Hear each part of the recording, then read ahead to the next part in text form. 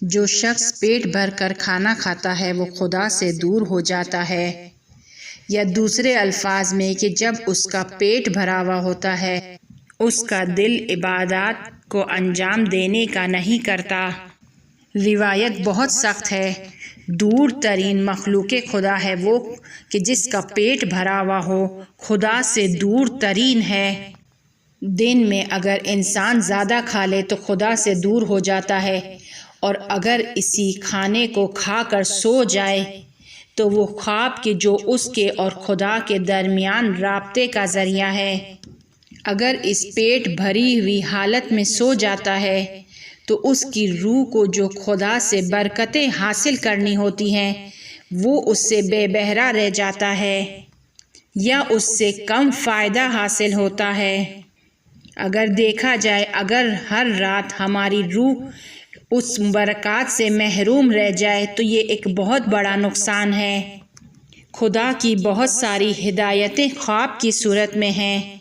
علم، علوم، اشعار، بہت ساری چیزیں انسان کو خواب میں الہام ہوتی ہیں۔ بہت سارے مسائل کا حل اسے خواب میں ملتا ہے۔ بہت ساری ارواح سے ملاقات وہ خواب میں کرتا ہے۔ زندگی کی بہت ساری مشکلات کی جانب اشارہ اسے خواب میں ملتا ہے۔ اور جب انسان پیٹ بھر کے کھانا کھا کر سو جاتا ہے تو وہ ان سارے الہامات سے، ان ساری نعمتوں سے، ان ساری برکات سے محروم رہ جاتا ہے۔ خواب کے ذریعے حاصل ہونے والی نعمتوں سے محروم رہ جاتا ہے۔ اس کے علاوہ جب انسان زیادہ کھاتا ہے تو وہ زیادہ سوتا ہے، اسے بار بار نیند آتی ہے، اٹھنے کا دل نہیں کرتا ہے، کہ اس کو بھی بعد میں تفصیل سے بیان کریں گے۔ کھانے کے بارے میں پہلی چیز جو بیان کی وہ یہ ہے کہ رات کے کھانے کو ترک نہ کیا جائے۔ دوسرا یہ کہ بہت زیادہ کھایا نہ جائے۔ تیسرا یہ کہ آرام سے کھایا جائے۔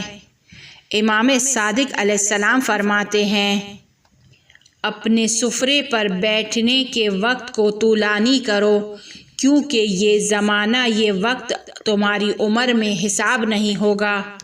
لہٰذا کھانا کھانے میں جلدی نہ کریں، جلدی نہ کھائیں۔ جب انسان جلدی کھاتا ہے تو صحیح سے نہیں چباتا ہے، جس کی وجہ سے معدے کے کام میں مشکلات ایجاد ہوتی ہیں، کھانے کے ہضم میں مشکلات ایجاد ہوتی ہیں، غذا جلدی جسم میں جذب نہیں ہوتی، اور جس کے نتیجے میں اسے دیر سے نیند آتی ہے۔ امیر المومنین علیہ السلام کی ایک حدیث کہ جس میں وہ بیان کرتے ہیں کہ اگر ان کاموں کو انجام دو گے تو ڈاکٹر اور طبیبوں سے بے نیاز ہو جاؤ گے، اور ان 4 چیزوں میں ایک صحیح سے چبانا ہے۔ جب انسان آہستہ آہستہ کھانا کھاتا ہے، صحیح سے چبا کر کھانا کھاتا ہے تو وہ اس کی خود کی سلامتی کے لیے ہے۔ وہ ہمیشہ سالم رہے گا، سلامت رہے گا، مختلف قسم کی بیماریوں سے امان میں رہے گا۔ لہٰذا اگر سالم رہنا چاہتے ہیں، اس بات کو پسند کرتے ہیں کہ آپ ہمیشہ سالم رہیں، آپ کا وجود دوسروں لوگوں کے لیے اذیت اور آزار کا باعث نہ ہو، اگر آپ چاہتے ہیں کہ آپ کی ایک بڑی مقدار میں رقم یا آپ کے بچوں کی کمائی ہوئی ایک بڑی مقدار میں رقم آپ کی بیماریوں پر خرچ نہ ہو تو صحیح سے چبا کر کھانا کھائیں۔ اگر چاہتے ہیں کہ رات کو سکون سے سوئیں، بغیر درد سر کے سو جائیں، جیسے ہی تکیے پر سر رکھیں فوراً ہی نیند آ جائے تو چبا کر کھانا کھائیں، جلدی کھانا نہ کھائیں۔ خاص طور پر رات کا کھانا کھانے کے بارے میں چوتھی وہ چیز کہ جس کا ہمیں بہت زیادہ خیال رکھنا ہے وہ یہ ہے کہ رات کے کھانے اور سونے کے درمیان فاصلہ ہو۔ ایسا نہ ہو کہ کھانا کھاتے ہی فوراً سو جائیں۔ اگرچہ اس نقطے کے بارے میں ہمیں کوئی احادیث نہیں ملتی ہیں، لیکن اگر ہم سونے سے پہلے کے آداب پر ایک نگاہ ڈالتے ہیں اور ان آداب کو انجام دیتے ہیں تو خود بخود رات کے کھانے اور نیند کے درمیان ایک فاصلہ آ جاتا ہے۔ اگر کوئی چاہتا ہے کہ سونے سے پہلے کے تمام اسلامی آداب پر عمل کرے تو اسے 1 گھنٹے سے زیادہ کا وقت درکار ہے، لیکن اگر کوئی چاہتا ہے کہ اس میں سے صرف آدھے آداب پر عمل کرے تب بھی اسے آدھے گھنٹے کا وقت درکار ہے۔ رات کے کھانے کے بعد جب انسان وضو کرے، مسواک کرے، بعض ذکر کو پڑھے، بعض سوروں کو پڑھے، خود کے نفس کا محاسبہ کرے کہ اس نے دن میں کون کون سے کاموں کو انجام دیا ہے۔ اگر صرف ان چند کاموں کو ہی انجام دیتا ہے تب بھی اسے آدھے گھنٹے کا وقت درکار ہے۔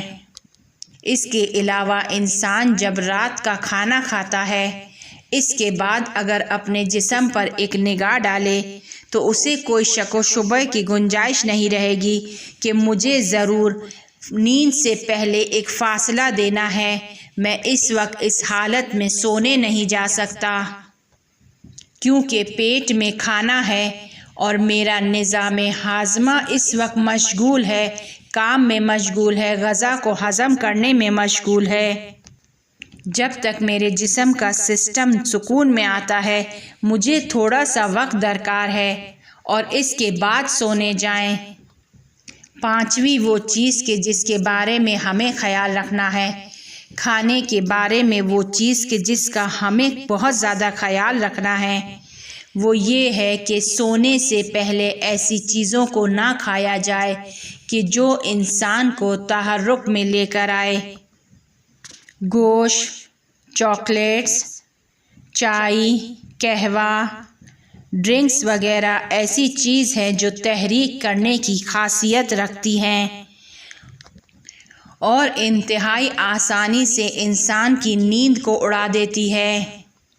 اگر اس طرح کی چیزوں کو کھانا چاہتے ہیں تو بہتر ہے کہ اسے دوپہر کے کھانے میں کھایا جائے یا رات ہونے سے پہلے کھا لیا جائے، یعنی شام کے وقت کھا لیا جائے، لیکن سونے سے پہلے 3 سے 4 گھنٹے کا وقت اس میں یہ تمام چیزوں سے پرہیز کیا جائے۔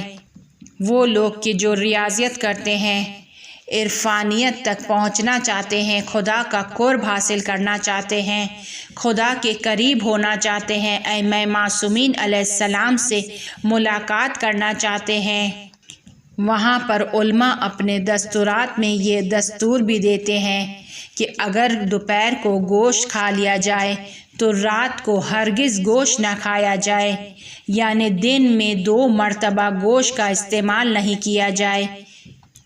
لہٰذا کوشش کریں کہ رات کا کھانا ہلکا کھائیں، بھاری چیزیں اس میں نہ کھائیں، تاکہ جب سر تکیے پر رکھیں تو سکون سے نیند آ جائے، رات کو بار بار نہ اٹھیں۔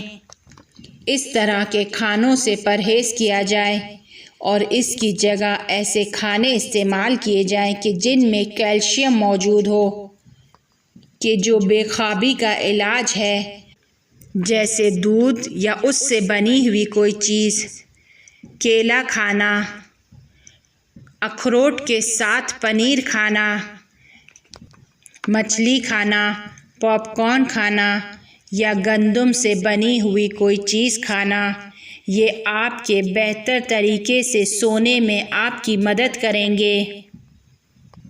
لہٰذا کھانے کے بارے میں ان 5 نکات کا بہت زیادہ خیال رکھیں۔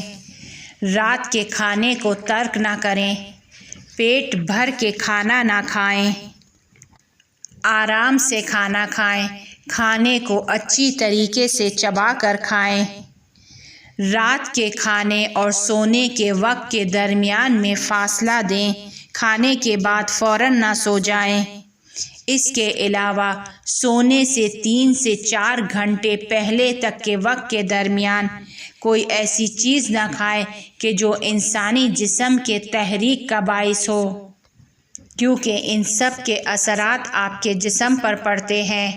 نہ صرف آپ کے جسم پر پڑتے ہیں بلکہ آپ کی روح بھی متاثر ہوتی ہے، اور پھر ہماری روح بیہودہ اور غلط قسم کے ڈراؤنے خواب دیکھتی ہے۔